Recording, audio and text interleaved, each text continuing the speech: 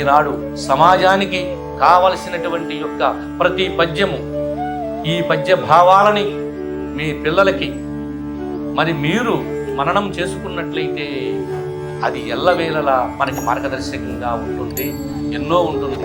ఈనాడు అల్పమైన మాటలతోటి అవివేకంగా మనం ప్రవర్తిస్తూ ఉంటాం.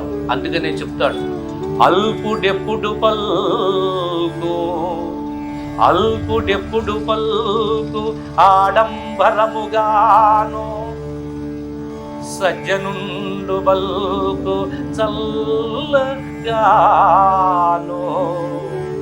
కంచు మ్రోగినట్టు కనకంబు మ్రోగు నా విశ్వరాభిరామ వినురవేమా.